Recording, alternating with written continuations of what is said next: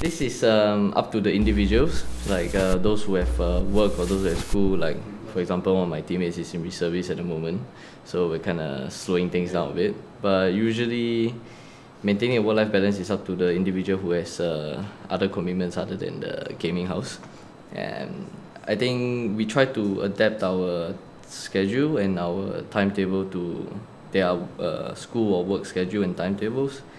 But otherwise, honestly, like from my point of view, I just want them to try to be as comfortable as they can and try to make it on time, whatever timing that is set down for practice or whatever commitments that we have within the gaming house. I think some of the cons would be a lack of personal space. Like for example, one of my teammates, Tommy, he's only willing to do his number 2 in one of the toilets. So when someone's in that particular toilet he wants to do his number 2 in, he just waits, and sometimes he waits for so long whereas he loses the feeling for it, and then he just decides not to do his number 2 at all, and then during the practice games he's just complaining, oh my tummy hurts, oh my stomach hurts, and then sometimes like we have to pause the game for him to just go and do his number 2. So like small little things like this, but I think one of the main things, one of the main ways we try to deal with it is that we make sure we talk about it, right? We've had some small little arguments here and there about someone not washing their plates or whatnot, but at the end of the day, I mean, it's all great, it's all good. We don't keep it to ourselves. We try to talk about it, and then it kind of goes back to the pros, right? Like, you guys have better communication both in the game and outside in real life. I think personally, I really want to play against FaZe, because one of the players is really well known, Nico. He's like a superstar, right? Super skilled player. I want to kind of see, like, if I pit my skills against him, how far I can go. Can I even reach the level he's at?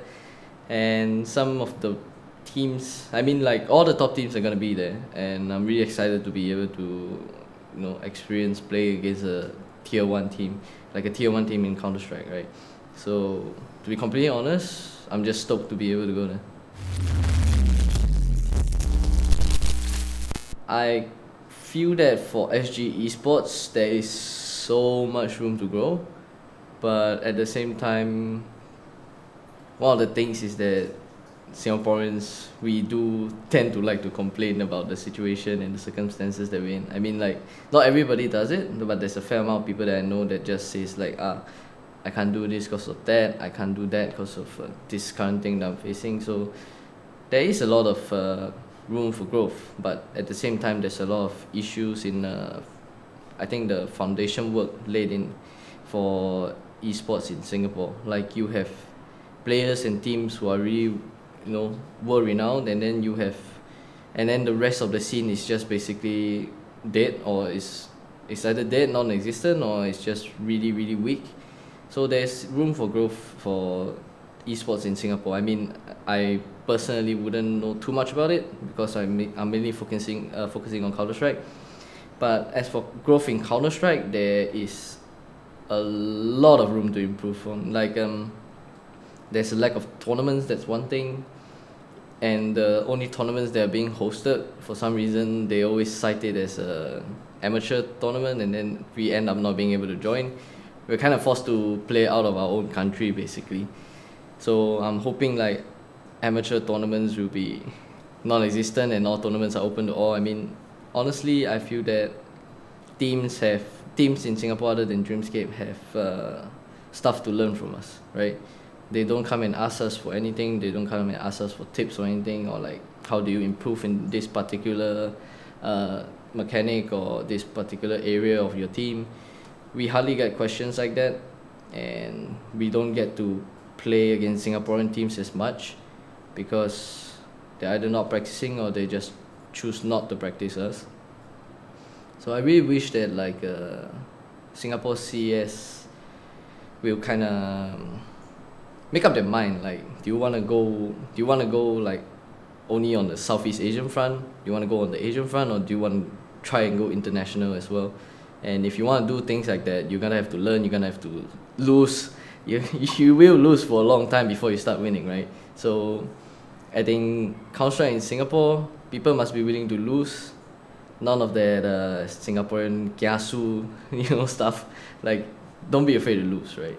You eventually one day you reach the top. If you keep losing, you just gain experience on the way, and experience will bring you a long way into becoming a champion. That's what I feel.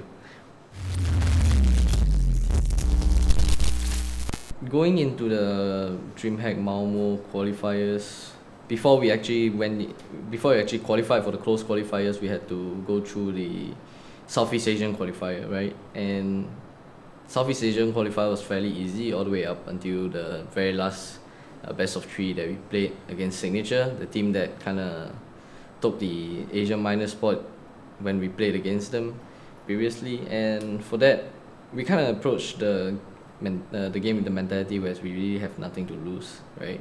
And whatever we have right now, if it's gonna be enough, it's gonna be enough. So we're gonna do it. Either way, we're gonna give it our all. There will be no more like choking issues, no more problems within the game. Like, we're just gonna do our thing and try to beat them with our thing. And it worked out for us. We won them 2-0, went into a close qualifier. Going into a close qualifier, by that time we actually had our coach, right, Harley DSN Orville. I have no idea how to pronounce his surname. I'm so sorry, Harley, if you see this. But he was here already, and then by the time he was here, he kind of put in a lot of work for us. He put in like an insane amount of work for us within like a short time frame. And with that, and with what we had, we basically just plowed through it. We tried whatever we could, whenever we could, and then we just played all our cards at that point of time because we didn't have many to play, right? And we just went through the qualifiers all the way up until the finals, and we were like, guys, since we got here, I think we're gonna win it. So we approached the game with a very strong mental fortitude, I would say. And when we won the first map, we were really happy. Losing the second map, we were totally fine with it. We kind of just had a mental reset. I remember I told my team, right, this is how true champions are forged. And going into the third map, somehow we just rode them over. And when we won, it was I think it was pretty insane after such an intense series and such a long week that we had. When we won, I was kind of just staring at the screen for a bit. I was like, are you serious? Because for me, DreamHack is like every Counter-Strike player's dream, right? To attend that particular tournament in Sweden. And when that happened, I could not believe it, right? And Nevin just slaps me so hard on the back, and then he starts yelling. Then I was like, oh damn, we won. And then I just threw my headset, and then I grabbed my jacket that was on my lap, and then I just threw it on the chair, and I just screamed like, oh, we're going to Sweden, and stuff like that. And it was just at that point of time, it's kind of like everything paid off, everything worked out for us. We tried our best, we managed to do it. And I mean, you gotta see the video to kind of feel how it was right then and there. How it came along was that I used to have really funny nicknames, right? Like my very first nickname when I was 5 and playing like Counter-Strike 1.3 at a LAN cafe was Xiao Ant. Like Ant as like the first 3 letters of my name, Anthony, Ant, right? And then eventually it kind of changed into like another weird name, just X-A-N-T, Zant, right? Because it was like Xiao Ant, but it's not as kiddish or like hooliganish. But when I decided to get a name that I wanted to be known for, that I was thinking about for a very long time, I was thinking of what sort of, like my thought process was what sort of impression I wanted to give when people hear the name. So when I thought about it for a long time, nothing came out, and I realized like, just, you know what, I'm just gonna call myself Impression and hope that when they hear my IGN, right, that the impression kind of is good and it kind of lasts. Tommy. I mean, like, Tommy, okay, maybe not for losing the round, but we generally don't blame for losing a round, but whenever something stupid occurs, it's usually Tommy, right? Because I mean, Tommy has a very interesting way of approaching the game. Yeah, I think because he's new, like he's the newest member of the team, so we kind of just make fun of him all the time. I myself do not BM as much as one of my other teammates. Ben is he's a special case of BM. He's a really, I think if Ben manages to build his profile as a player, he'll probably be like the size of Singapore because he is a huge troll. Funny fella in general, but in game that's a whole other level of bad mannerism that he can offer. First of all, shout out to our fans in Singapore. We have a lot of people who are rooting for us, a lot of people that find ways to communicate with us, talk to us. Your cheers, your support, everything, it's really heartwarming for us as players because we're not only going to be doing it for ourselves, we're going to be doing it for you to make you guys proud. And I mean, generally we have fans from all, like kind of all over the world, but my love stays with the Singaporean fans because you guys are amazing.